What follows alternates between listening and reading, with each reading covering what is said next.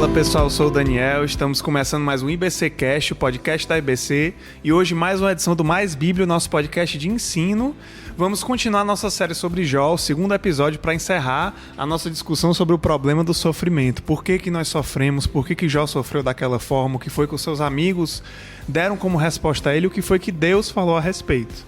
Então hoje vamos conversar sobre esse tema com dois convidados muito especiais. Primeiramente o nosso professor Hamilton. Tudo bom, Hamilton?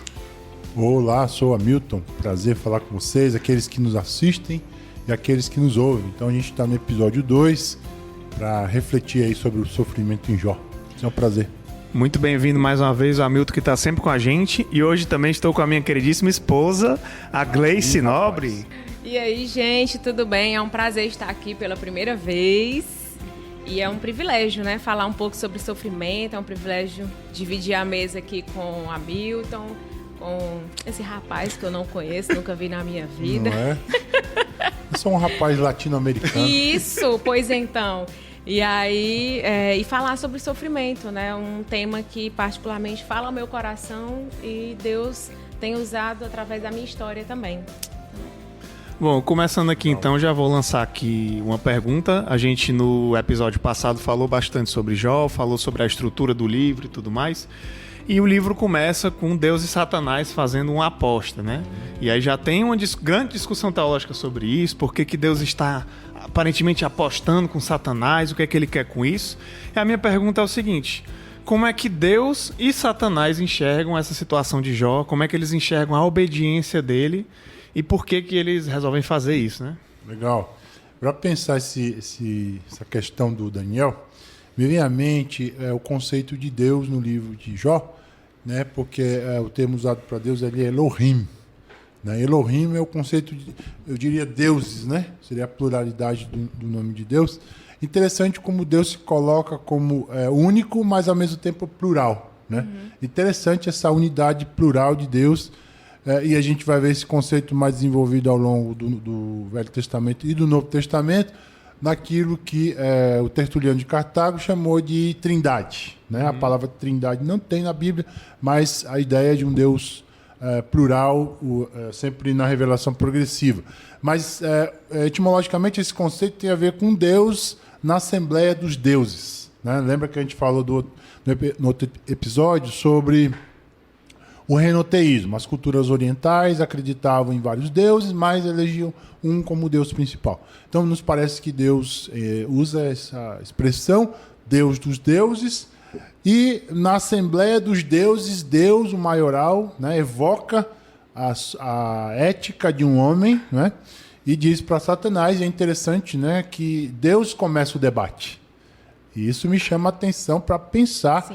que o livro de Jó não Ele joga verde, né? Olha só, meu servo Jó, como ele é fiel, né? Exato. Então, o start de todo o processo que a gente está chamando da pedagogia do sofrimento não começa com o inimigo de Deus. Uhum. Porque, como dizia Calvino, até o diabo é o diabo de Deus. Sim. Né? Então, ele está na coleira de Deus, vamos assim dizer. Então, Deus começa o start da história e como a gente falou no episódio passado, na abordagem do Ricardo Barbosa, né, teologia da espiritualidade dele, ele pensa então o livro de Jó como um grande debate, um grande desafio, né, em que está posta a espiritualidade na base do amor ou na base da troca. Né? Então, nesse aspecto, eu vejo Deus, um Deus soberano que permite o sofrimento na vida do homem para fazê-lo melhor. Acho que é mais ou menos por aí. E Satanás, do outro lado, quer provar que o homem pode somente obedecer a Deus por suas benesses. Né? E essa tese está posta nas nossas igrejas, na nossa sociedade, essa história da nossa barganha com Deus. Né? Então, acho que é por aí. É interessante falar sobre isso, né? Eu gostei muito do que o Hamilton falou. Tudo começa com Deus. Ele sabe de tudo, ele viu, né, Satanás passeando, dando uma voltinha, assim, meio que tô procurando alguma coisa para aprontar. E aí Deus se antecipa e ele chega e fala, né? E eu acho muito interessante que Deus, eu penso, né? Deus confiava tanto em Jó que ele já... Primeira escolha de Deus foi Jó. Você viu meu servo Jó? Quem sabe, né? Olha aqui. E aí...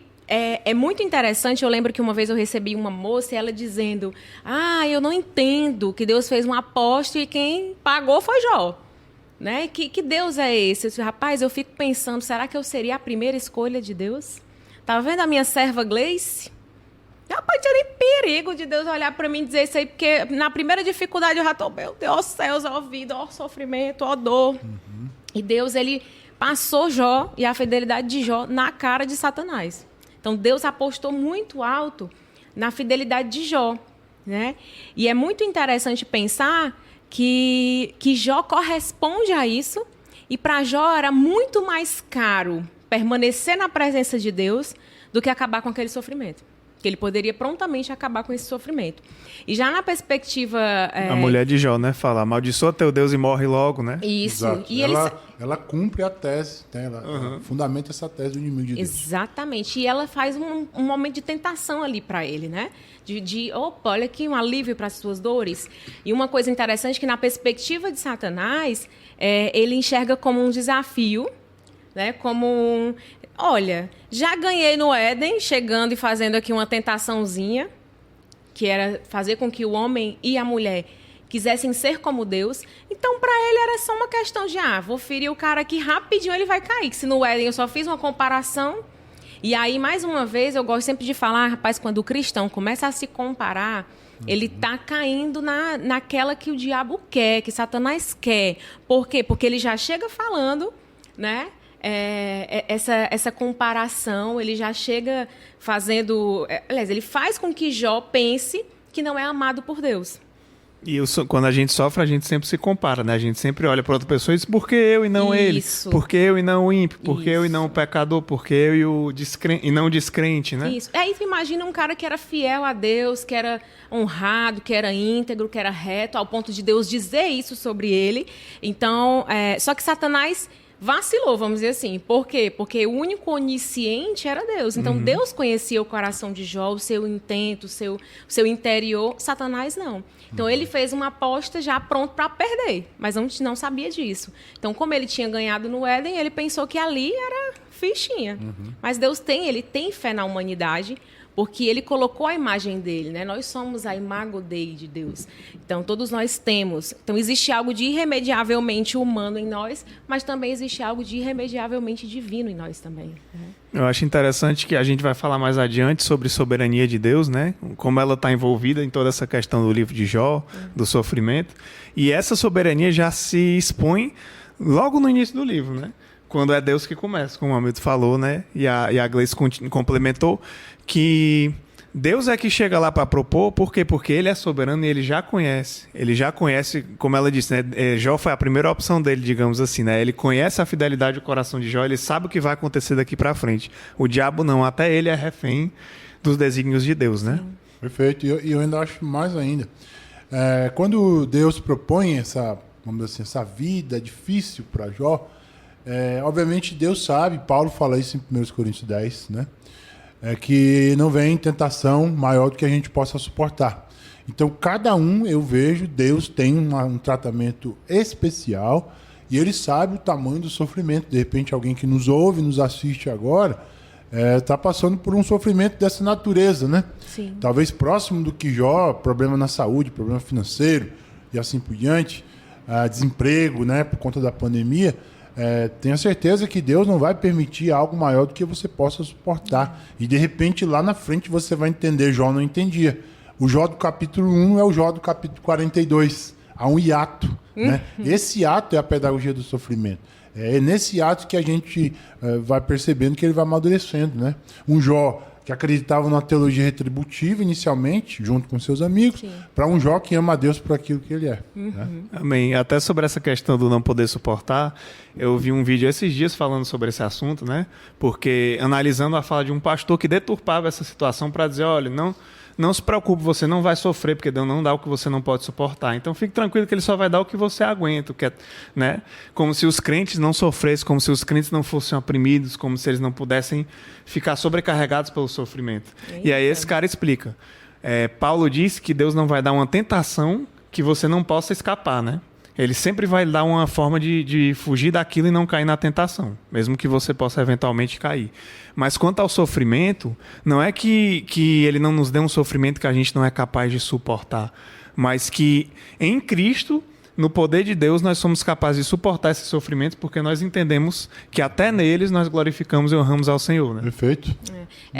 Falando sobre isso, né, eu assisti o episódio anterior, achei fantástica a abordagem, por exemplo, da percepção de sofrimento do próprio Oriente, né? Nós ocidentais temos uma visão mais romântica do sofrimento eu não quero sofrer, eu não quero, né?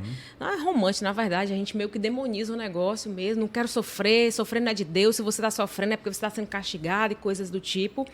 E tem uma variação não só dessa percepção de sofrimento para o Oriente que fazia o cara amadurecer, evoluir, como para o Ocidente é castigo, é punição, como também pelo tempo, né? Eu fico pensando uma pessoa que viveu, sei lá, no período da Segunda Guerra Mundial, da Primeira Guerra Mundial, ouvindo a gente sofrendo porque foi cancelado numa rede social.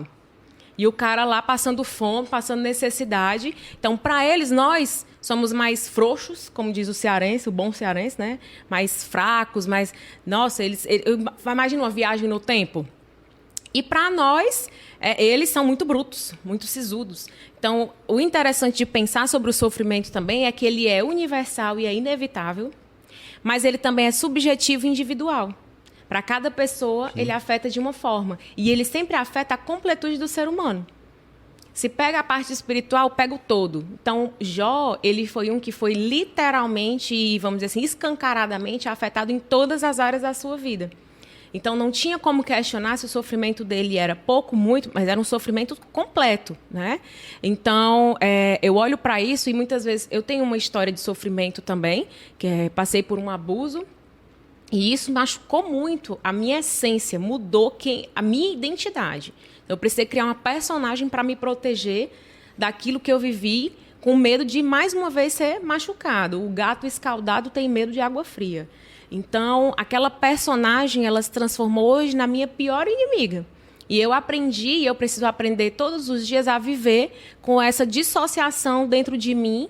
E eu sempre vou ter que recorrer ao que o Evangelho diz, ao que a palavra de Deus diz, que eu sou uma filha amada e perdoada de Deus, independente de qualquer outra coisa que a personagem que eu criei para me proteger diga sobre mim. E uma das coisas que eu lembro várias vezes, assim, é de pessoas que não acreditavam em Deus, que não acreditam em Deus, dizendo, como que você acredita num Deus que fez isso com você? Que deixou isso acontecer com você? Se eu acredito num Deus que estava lá, olhando e dizendo, não, faz isso não. Lembra dos meus mandamentos? Ei, ama o teu próximo, não faz isso com ele. Mas, ao mesmo tempo, aquele Deus que conhecia a minha essência, sabia o que eu poderia suportar e ele sabia que eu tinha a capacidade de, num determinado momento, transformar aquela ferida em algo que tem poder para curar através da graça dele. Então, hoje, por exemplo, eu estava agora há pouco trabalhando num relatório com homens, né, de um trabalho no presídio que a gente faz, com homens que estão presos por crimes nessa área. E Deus tem me dado o privilégio de ver aqueles homens saindo da negação e lidando com as suas lutas, com as suas marcas e com as suas mazelas. E, da mesma forma que Deus pode restaurar a dor de uma vítima de abuso, Ele pode restaurar também o caráter de um abusador. Esse é o Deus que não peca, não pondera sobre o sofrimento, mas, ao mesmo tempo, Ele sabe aquilo que a gente tem a condição de administrar. E Ele nos ajuda nesse processo. Está pregando para pessoas que cometeram o mesmo crime que você sofreu como vítima, né? E hoje tem a oportunidade de abençoar e dizer para dar a oportunidade dessas pessoas serem transformadas por Deus, né? Sim. E acho que, acima de tudo, nós cremos também num Deus que não só faz tudo isso, mas que ainda viveu esses mesmos sofrimentos que nós passamos, né? Sim. Que não só ficou olhando e dizendo não faça, mas que ele veio à Terra, sofreu as tentações, sofreu as perseguições, sofreu a dor máxima possível, seja física, seja espiritual, por nós, né? Então é um Deus que não ficou parado, nunca vai ficar parado, né? É um Deus que, antes de dizer coma do meu corpo, que vai, né, do pão, eu sou o pão da vida, que você nunca mais vai ter fome, eu sou a água, né, viva, e você nunca mais terá sede. Antes disso tudo, antes dele falar sobre isso, ele experimentou a fome, ele experimentou a sede. Então ele se fez homem para falar com homens. Pois é, já pensando nisso que Jó passou, e nos discursos, né, como tu acabou de falar aqui, sobre os discursos que a gente cria para justificar o sofrimento, para questionar, os amigos de Jó também no livro, né, cada um tem o seu argumento para dizer por que Jó estava ou não sendo injustiçado, estava ou não sofrendo por algum motivo, né? Então a gente tem 4 amigos deles, que são Elifaz, Bildade, Zofar e Eliú. Cada um ali considerado um sábio, né, querendo explicar para ele por que ele estava sofrendo. E a minha pergunta para vocês agora é: quem são esses caras? De onde é que eles vêm? E principalmente, que argumentos que eles usam para justificar o sofrimento de Jó? Faz sentido isso que eles estão dizendo? Interessante. Eu vou começar aqui a Gleice complementa, né? Então, eu vejo o seguinte. No início, quando Jó, no capítulo 1, interessante. No capítulo 1, Jó experimenta o sofrimento, do ponto de vista financeiro. Ele é um grande fazendeiro que perde suas posses, né, de uma hora para outra, sua fazenda, e na sequência o problema familiar. Ele está aqui na festa com seus filhos e de repente vem um mensageiro e diz: morreu fulano de tal, morreu fulano de tal. Ele num dia só perde os seus 10 filhos, 7 homens e 3 mulheres. Imagine você perdendo seu sustento financeiro e no mesmo dia você perdendo toda a sua família, né? Mas mesmo assim ele não blasfemou. Diz o texto, eu acho que eu não sei se eu diria a mesma coisa que ele: bendito seja Deus que me deu e bendito seja Deus que levou, né? E ele ficou, vamos dizer assim, contente. Ele teve contentamento no momento do sofrimento. Eu não sei se eu teria essa mesma fala dele, mas o desafio é que nós entendamos isso, né? Em Jó. Mas aí na sequência, no capítulo 2, apresenta o desdobramento do sofrimento. E no capítulo 3 é o lamento, né? Aí ele mostra a sua dor. Eu acho que Jó mostra a humanidade também da gente no sofrimento. Ele reclama do dia do seu nascimento, né? Quer dizer, era melhor não ter nascido do que nascer para sofrer do jeito que eu estou sofrendo. Isso é normal. Esses lamentos estão bastante presentes na Bíblia, inclusive lamentos até depressivos, né? A gente vê, por exemplo, Jeremias com a mesma proposta, né, de um sofrimento que até, rapaz, não tem mais sentido a vida. O próprio Jonas também, né, nesse aspecto. Salomão em Eclesiastes. Salomão, você vê que os homens da Bíblia são homens de carne e osso que sofrem e tal. Mas na sequência... Legal que ele não escondeu, né? Assim, ele disse: bendito seja o nome do Senhor, mas ele não ficou: nossa, que coisa linda, obrigado, não, Senhor. Aí é loucura. Todo mundo da minha família morreu, que coisa mais maravilhosa. Não, ninguém vai ficar, né? Ele teve o contentamento de saber que Deus é soberano, Deus deu e Deus tirou. Veja o Deus soberano aí, né? Na perspectiva de Jó. Mas ao mesmo tempo ele revelou suas emoções. Mas na sequência os seus amigos vêm de longe, né? Esses 4 amigos que você disse, que tem uma tradição da cultura oriental, né, da sabedoria. Ele faz, por exemplo, é o temanita, né? Então, os temanitas são descendentes de Esaú. Como nós falamos no encontro passado, os descendentes de Esaú, os moradores do Monte Seir, eles desenvolveram um tipo de escola de sabedoria, que você vai ver ao longo da tradição bíblica, né? E eles têm a teologia retributiva na mente. Se aconteceu o sofrimento, é porque Jó pecou. Mas interessante que no início eles não falam nada. Eles ficam alguns dias, se não me falha a memória, uma semana em silêncio. Uma semana, 7 dias ao lado né? dele. Imagine o cara ali de luto, né? Liso, sem dinheiro, e eles chegaram ali só para ficar com o cara. Eu acho que isso é muito interessante a gente aprender. Porque tem momentos da vida que não tem nada para falar. Eu acho que o silêncio deles revelaram o seguinte: olha, nós não temos o que dizer, mas nós estamos aqui com você. Eu acho que isso a gente tem que aprender na convivência com outros. Antes de falar qualquer coisa, estar junto de. Por exemplo, no luto, o que eu vou dizer? Deus te abençoe? Né?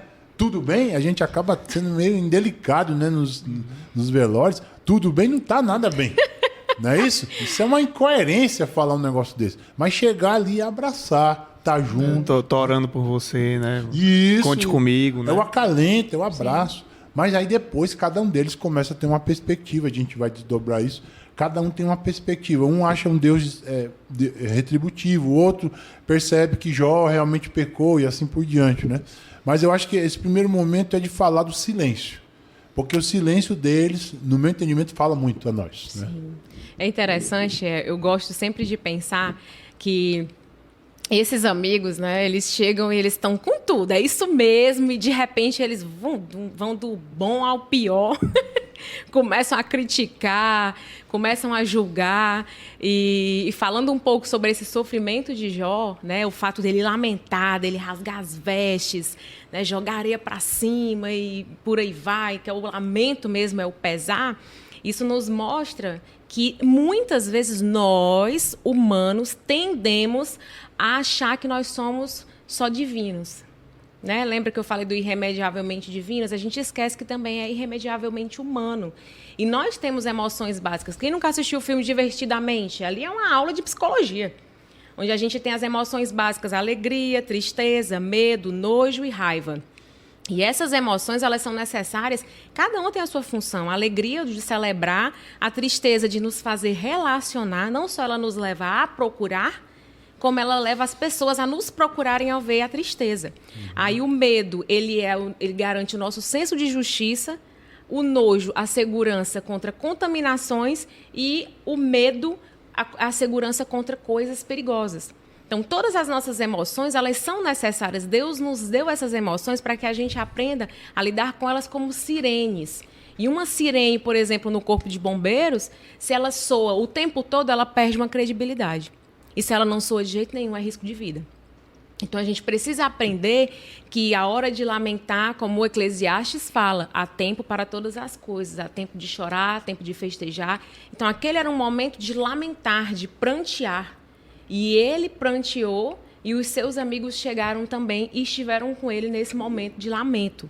Só que aí entra o ponto em que eles começaram a falhar, vamos dizer assim. Talvez eles ficaram aquele tempo ali com ele, né, sofrendo junto, mas aí começaram a pensar, tá, mas como é que eu vou explicar isso? O que é que eu vou dizer, né? Isso. E aí é onde entra, assim, eles tentaram achar uma explicação para esse sofrimento, de certa forma, repreendendo ele, já partindo do pressuposto, pela lógica que existia da cultura oriental, de que tinha que ter uma explicação para aquele sofrimento. Sim. Então, ao invés deles testemunharem a fidelidade de Jó diante de tudo aquilo que estava acontecendo, eles viraram a lente, trocaram a lente e acabaram acusando. Né? Então, de certa forma, eles, vamos dizer assim, pensaram que podia explicar tudo. Eles pensaram que Deus caberia naquele sistema deles de respostas prontas, ou eles tentaram administrar a sabedoria divina através da sabedoria humana, de certa forma frágil, né, ilimitadíssima. Perderam a oportunidade de exercitar a misericórdia quando eles começam a falar, a gente vai já falar mais sobre isso.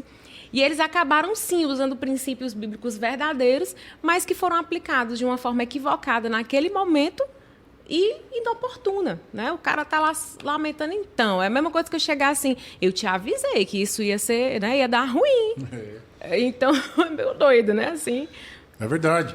E eu gostaria de destacar assim, algumas tendências, né? Na leitura do livro. A gente já está no capítulo 3 aí, quer dizer, o momento do lamento de Jó. Mas aí começa, starta até o capítulo 37. Então, esse bloco agora, que a gente vai discutir agora, é a teologia dos 4. Né? Então, em suma, ele diz que só os pecadores sofrem. Quer dizer, se só os pecadores sofrem, porque o pecado gera o sofrimento. Essa é a lógica, essa é a tradição da época. E ele ainda pergunta, né? Quando você viu os justos serem destruídos? Né? Então, se os justos não podem ser destruídos, obviamente, em tese, você não pecou. Né? Bildad, a síntese é o seguinte: se há sofrimento, há pecado oculto. Você acha que você não pecou. Mas se você está sofrendo, obviamente tem alguma coisa que você fez. Também fala, se os seus filhos morreram, então eles devem ter pecado, você não sabia, né? Mas eles mereciam, né? Essa tradição, inclusive no Novo Testamento, lá na história do cego, essa tradição judaica está aí. Quem pecou para ele estar cego? Foi ele ou foi os seus pais? Né?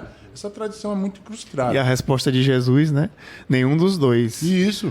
Mas ele está assim para que a glória de Deus seja manifesta. Perfeito, o mesmo princípio, né? O mesmo princípio de Jó. Existem situações da vida que o justo pode sofrer, e engraçado, não sendo masoquista, mas para a glória de Deus. É difícil falar disso numa sociedade, vamos dizer assim, imediatista, hedonista, e que a igreja está inserida. Sim. Né? E difundindo a chamada teologia da prosperidade.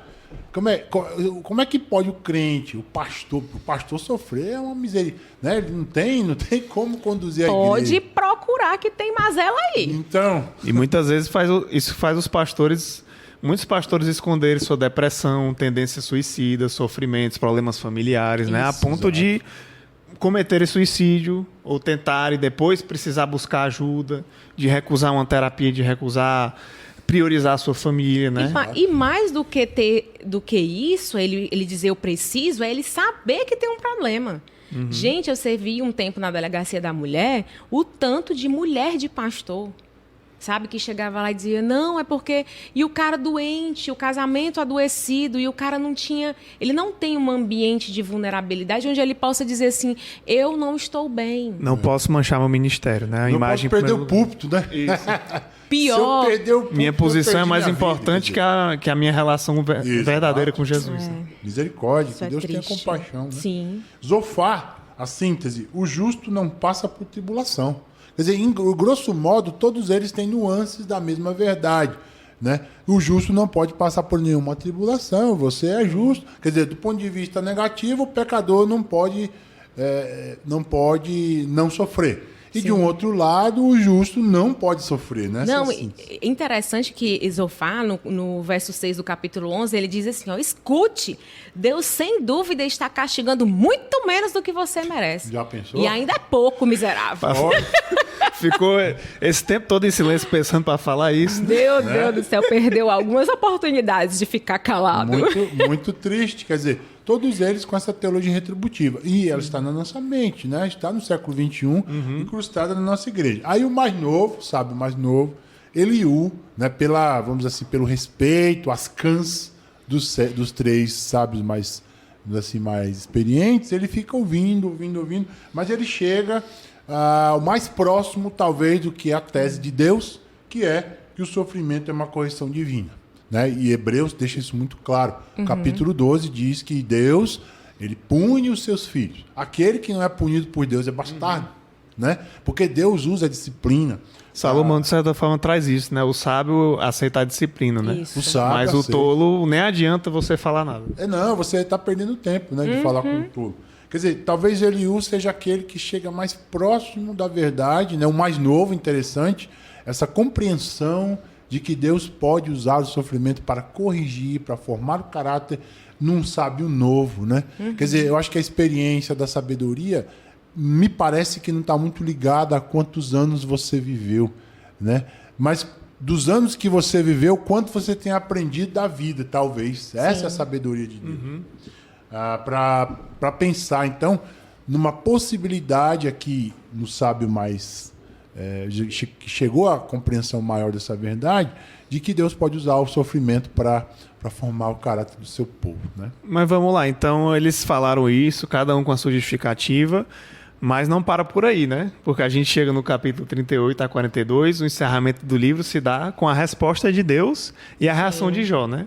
Então, o que é que Deus responde para esses caras, para toda essa filosofia que cada um estava trazendo, e o que é que Jó diz em resposta a isso? Muito bem, inglês. Gente, olha, a cor mais linda. Jó diz, eu só te conhecia de ouvir falar, agora eu conheço de contigo andar. Gente, Jó, assim, é um negócio constrangedor para a minha vida. Quando ele fala assim, Deus deu, Deus levou, bendito seja o nome do Senhor. Eu digo, rapaz, o Hamilton disse assim, eu não sei se eu faria. Eu tenho certeza que eu não faria, entendeu? Em algumas circunstâncias, o primeiro ato não seria esse, sabe? Em alguns momentos. Então, eu olho para Jó e vejo, vamos dizer assim, a tradução, de certa forma, da soberania de Deus, do entendimento dele da soberania de Deus. E uma das coisas que eu gosto de pensar também sobre a pessoa de Jó, os amigos de Jó, ainda pegando um pouco né, pensando um pouco do que foi falado, é que a gente tem existe uma linha muito tênue entre a gente entender que para cada ação existe uma reação, para a gente dizer que é uma punição. Não é que Deus, por exemplo, eu cometo um pecado e eu tenho que arcar com as consequências desse pecado. Não é só uma punição, é uma consequência. Se eu infringo uma lei de trânsito, eu vou receber a multa. Tá, Deus pode me perdoar, mas eu ainda tenho que pagar a multa. Né? Se eu transgrido alguma regra social, eu tenho que pagar por aquilo dali ainda. Mas isso não necessariamente é Deus me punindo. Aquilo dali é uma consequência. Mas Deus sempre está lá, o tempo todo, dizendo: você continua sendo a minha filha amada, em quem eu ainda tenho prazer, e eu ainda continuo te perdoando, porque eu continuo investindo na sua vida. Então, a percepção dele estava meio trocada, e Deus, no final do livro de Jó, ele faz com que eles peçam perdão a Jó, né? E Jó ora por eles ainda. Né? Pede para que Jó ore por eles. Então, quando eu olho para tudo isso, eu vejo Deus do começo ao fim do sofrimento de Jó. E eu vejo também Deus honrando. Né? E quando Jó se vê lá diante de Deus, enfim, ele consegue reconhecer. E o diálogo dele, né, ele passa vários momentos perguntando várias coisas. E Deus meio que vai pegando... Sim, mas quem é que é o responsável? Quem foi que colocou isso daqui, a terra até aqui, e diz para a água que ela só vai até ali? Então, Deus vai trazendo coisas inimagináveis para a essência humana. Quando que a gente para no acordar para pensar assim: rapaz, Deus botou a terra ali e por isso não tem um tsunami aqui agora. Coisas mínimas. Então, o entendimento e o dinamismo com que Deus lida com tudo que Ele criou, com a sua criação, é muito para a nossa pequenez. É muito. Então, quando eu penso, por exemplo, no sofrimento e na soberania de Deus, eu não consigo não pensar na cruz. Que a cruz, ela é sinônimo de sofrimento. E sofrer com Cristo não é só ressuscitar com Ele, é também ser crucificado com Ele. Uhum. Né? E crucificado, e olhar para aquela cruz, porque aquela cruz está vazia, e entender o significado daquela cruz. Então, quando a gente pensa em sofrimento, por exemplo, eu gosto muito de pensar em várias outras passagens. Como você falou, tem muitas pessoas que têm lamentos profundos. Né? Então, quando você pega, por exemplo, Davi no Salmo 6, ele vai lá fazer vários... fala sobre a sua angústia. Ele fala que Deus deu aquele sofrimento e pede: Senhor, os meus ossos estão agonizando. Mas esse mesmo Davi tocava e cantava louvores a Deus. Uhum. Entendeu? Então, assim, a Eclesiastes 1:18, a gente vai ter vários tipos de sofrimento. A Bíblia traz vários. O sofrimento pelo conhecimento, Eclesiastes 1:18, quando trata assim, quanto maior a sabedoria, maior a aflição. Quanto maior o conhecimento, maior a tristeza. E às vezes a gente se pega procurando e querendo conhecimento, conteúdo, e quanto mais a gente sabe, mais a gente sofre. Digam-se de passagens, os cientistas, durante esse período de pandemia, viu o vírus em todos os lugares e tinham uma noção do que ele era capaz de fazer com o corpo. Para mim, uma historiadora, estou aqui curtindo o isolamento, fazendo live. Mas para um cara que enxerga e tem uma noção do que isso pode gerar, então, quando eu penso nesse conhecimento também, é profundo e machuca. Jesus, a nossa referência, chegou para os seus discípulos e disse, em Marcos 14, 33 e 34, fiquem aqui orando, porque a minha alma está profundamente triste a ponto de morrer. Jesus fala sobre aquela dor e aquele sofrimento que ele estava passando. E aí eu penso, rapaz, quem somos nós para achar que nós não podemos sofrer? Sabe, que a gente tem que se livrar do sofrimento.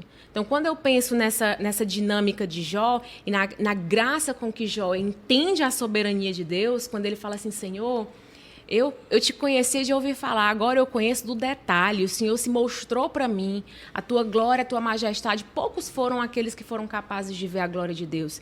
E eles não ficaram de olho aberto, não, caíram durinho, a maioria. Né? Então, assim, para poucos Deus mostrou a sua glória, para poucos Deus mostrou. E no caso de Jó, a glória de Deus foi estampada em cada uma das chagas dele. E tem várias outras passagens, e uma das que assim, preenche o meu coração, que eu gosto de pensar também dentro do contexto de Jó e da soberania de Deus, é aquela de 2 Coríntios 4, 16 e 18. Por isso, nunca desistimos, ainda que nosso exterior esteja morrendo. Olha, Jó, total. Nosso interior esteja sendo renovado a cada dia, pois essas aflições pequenas e momentâneas que agora enfrentamos produzem para nós uma glória que pesa mais que todas as angústias e durará para sempre. Portanto, não olhamos para aquilo que agora podemos ver. Em vez disso, fixamos o olhar naquilo que não se vê, pois as coisas que agora vemos passarão, mas as que não podemos ver durarão para sempre. Quando eu olho para isso daqui, Gleice, é um anacronismo, mas assim, a Bíblia, de Gênesis a Apocalipse, é uma carta de amor e uma prova da soberania e de quanto maior é a soberania de Deus, maior é o seu amor. Então, Isso daqui, para mim, é a presença de Deus, a glória dele manifestada em Jó, em Davi, na Gleice. E esses homens que lamentaram e sofreram e choraram as suas angústias e dores, são os mesmos que Deus usa e continua usando. Então, eu penso que o nosso sofrimento e tudo aquilo que Jó passou, realmente ele imprimiu a glória de Deus, porque não era sobre aquilo. Não era sobre a chaga, não era sobre a perda da família, era muito maior. E Jó foi um dos poucos que teve a capacidade de enxergar isso e de dizer: Senhor, eu te conhecia de ouvir falar, agora eu realmente tenho uma boa noção de quem o Senhor é de verdade, né? E tem várias outras passagens, enfim, mas eu vou parar por aqui, senão eu vou falar aqui o tempo todo. Sensacional. Eu fiquei pensando, e quando eu olho o capítulo 38, até então, porque os amigos de Jó ficaram uma semana em silêncio. Sim. Deus ficou em silêncio até esse momento. Até o capítulo 37. No 38, ele sai do redemoinho, diz o texto. Né? Ele diz: espera ainda, agora vocês falaram demais, agora é minha vez. Né? E aí ele começa, através de perguntas retóricas, a colocar para Jó, né, e os seus amigos a perspectiva, vamos dizer assim, vertical do sofrimento. Porque até então era a perspectiva horizontal, era a teologia da retribuição. Mas agora vamos olhar de cima para baixo. Né? Vamos olhar de cima para baixo. Aí ele começa com questões que são questões que não têm respostas. Né? Quer dizer, onde você estava quando eu criei todas as coisas? E ele evoca dois monstros da mitologia da época oriental, né? Que é o Behemoth, que era um símbolo de um hipopótamo, né? E o Leviatã, era um monstro marinho, porque na mitologia do Oriente, o mundo foi criado inicialmente do meio líquido. E havia dois animais ferozes, né, poderosos, que eram esses dois animais, o Behemoth e também o Leviatã, e que eles eram a autoridade sobre tudo que foi criado. Eles eram os deuses criadores. Aí Deus, sabendo da compreensão deles, perguntou: vocês sabem onde é que o Criador de vocês estava quando eu criei tudo? Quer dizer, eu sou o Criador do Criador, ou dos criadores de vocês. Vocês sabem? Vocês sabem quando eu coloquei os limites da terra, os limites da água, quando eu criei toda a natureza? Aí eu fico olhando assim, o Jó na cadeira assim, ó. Né? E os outros? Eu só ganhei dinheiro e fiz filho, e esse cara fez tudo que existe. Imagine você, por exemplo, numa apresentação de um trabalho da faculdade, e a banca, um dos professores levantando e dizendo, desmantelando o teu trabalho. Né? Foi exatamente isso que aconteceu aqui. Eles estão numa banca e Deus é aquele que está fazendo a avaliação da compreensão deles sobre o sofrimento, e eles chegam à compreensão de que eles não sabiam de nada. Né? Capítulo 38, capítulo 39. No capítulo 40, aí nós temos um outro Jó, que não é mais o Jó do capítulo 1. É o Jó que agora, Senhor, eu falei demais. Né? Eu acho que quando a gente fala demais, a gente erra demais. Né? Provérbio diz isso. Eu falei demais. Né? Eu falei igual um louco. As minhas palavras não revelavam realmente a realidade. Né? E ele diz assim, olha, antigamente eu conhecia de te ouvir falar, mas agora os meus olhos te veem. Eu via um Deus pela tradição.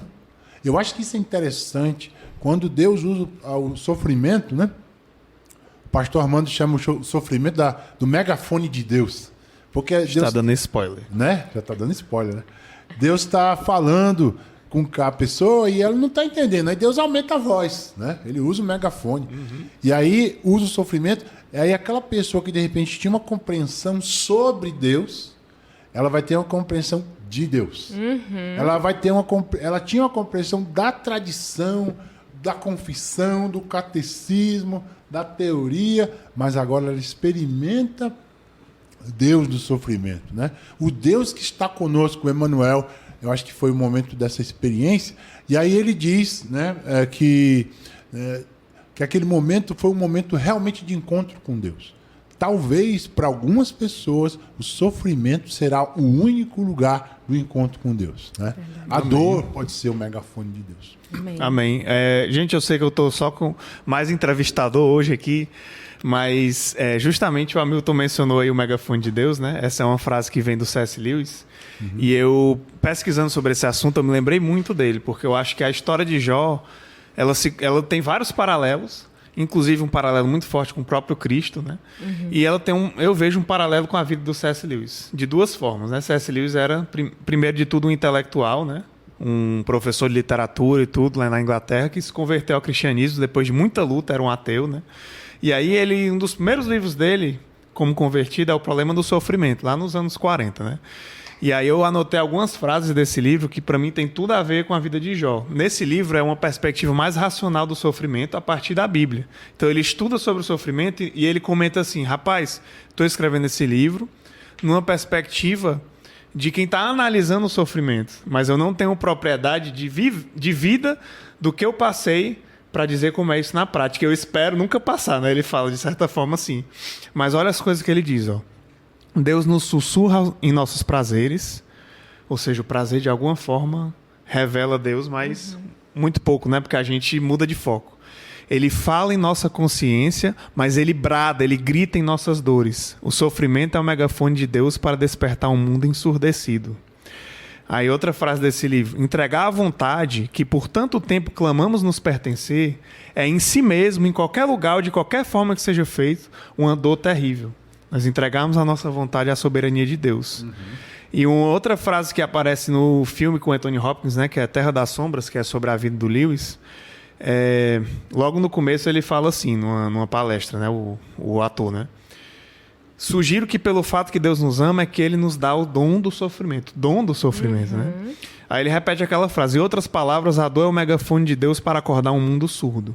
Vejam, somos como blocos de pedra, a partir dos quais o escultor extrai as formas dos homens. Os golpes de seu cinzel que tanto nos machucam são os golpes que nos tornarão perfeitos. Então, quando eu penso nisso, eu penso... o Lewis escreveu essas coisas, e esse filme também é inspirado no que ele escreveu e palestrou, né?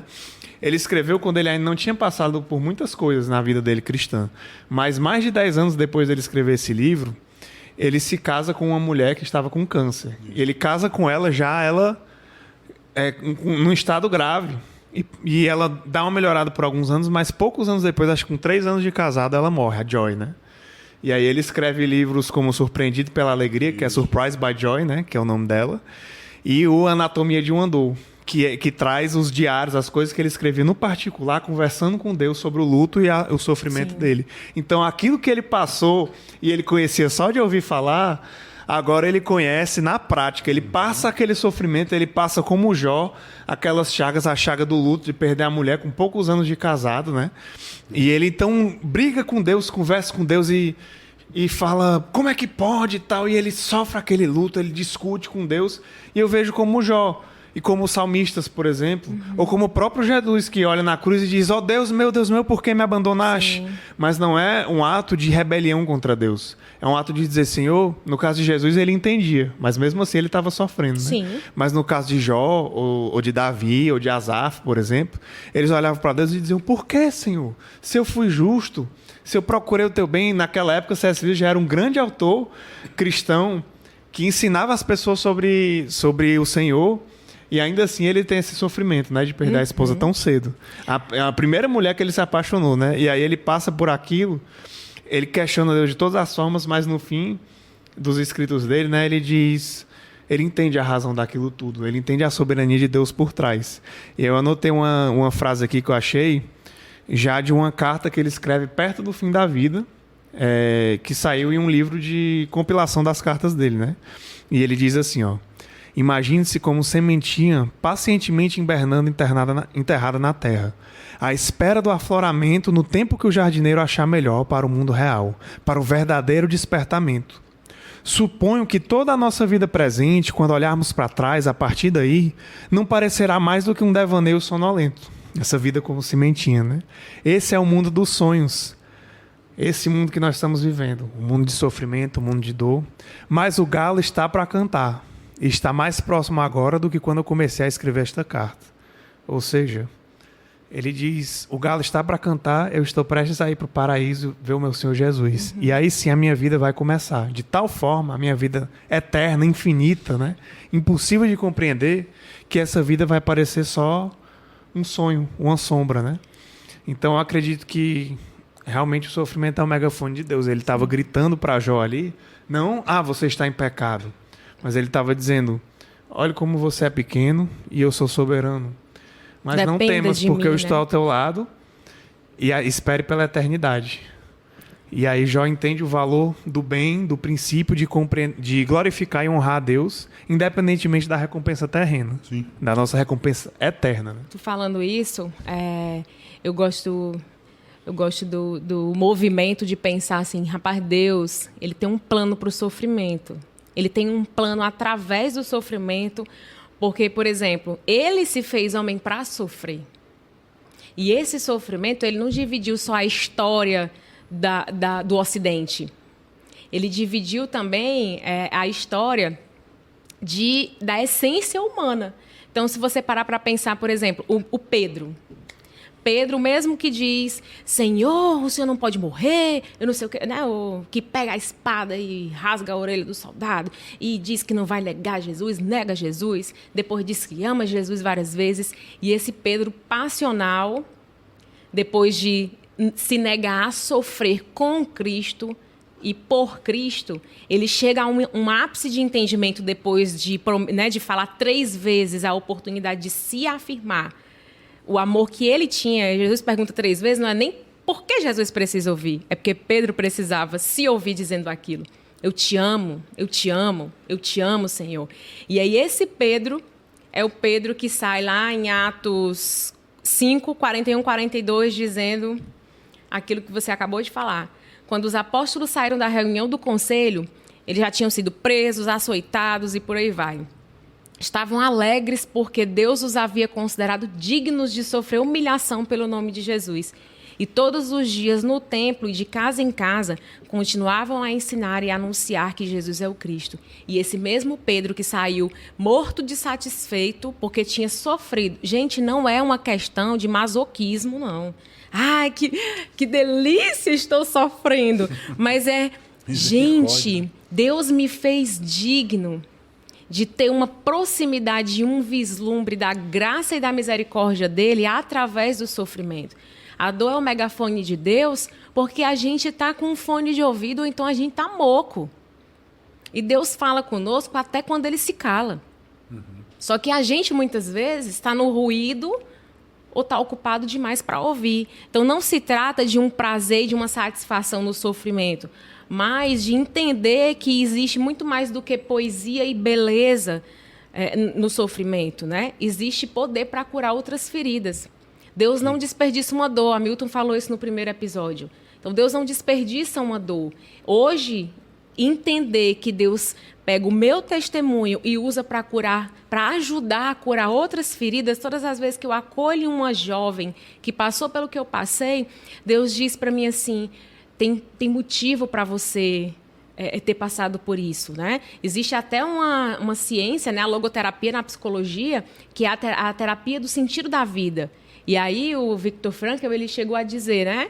Quem tem por que viver suporta quase qualquer como, parafraseando Nietzsche. Então, quando eu tenho um propósito para viver, quando eu tenho um propósito para esse sofrimento, isso faz com que a minha vida tenha um sentido. É muito mais do que significar, é ressignificar. E é o que Jesus faz com as nossas vidas. Amém. Amém. Então, em síntese, me lembrei de uma frase de um professor amigo meu, na época da Faculdade de Teologia, o professor pastor Douglas Machado, disse uma frase muito linda, que eu carrego comigo até hoje, que ele disse que a alegria ela é uma ótima amiga, mas é uma péssima professora. A gente aprende muito pouco com a alegria, né? Por isso que Salomão disse que é melhor estar na casa do luto, né? É mais pedagógico, né? É mais triste, mas é mais pedagógico sobre a vida. Mas, ao mesmo tempo, a tristeza é uma péssima amiga, mas é uma excelente professora. A gente acaba aprendendo. E lógico, né, e terminando esse momento agora, com os nossos ouvintes, aqueles que nos assistem, obviamente não estamos defendendo aqui no século XXI, para aqueles que são hedonistas, acima de tudo, uma vida de sofrimento, gente. Não é isso. Mas estamos dizendo que compreender o sofrimento nessa lógica nos evita da depressão, nos evita de uma vida sem sentido, né, do suicídio e tantos desdobramentos de uma vida desequilibrada emocionalmente. Então, é uma proposta que o Evangelho traz de olhar o sofrimento como um aspecto da vida de possibilidade de emancipação. É somente isso, né? Então, Foi um prazer aqui o debate com vocês. Muito bom. Perfeito, gente, muito obrigado, viu? E para os nossos ouvintes aí, nós estamos ficando por aqui. Muito obrigado por ouvirem mais esse episódio. Encerramos agora a nossa série sobre Jó e continuamos aí futuramente com diversos outros podcasts, tanto do Mais Bíblia como do Gerações aqui no IBCcast. A gente está sempre no YouTube, no Spotify, no Deezer. Não deixe de nos seguir nas redes sociais e de acompanhar o que a gente produz pela IBC. Um grande abraço a todos. Valeu, gente. Valeu.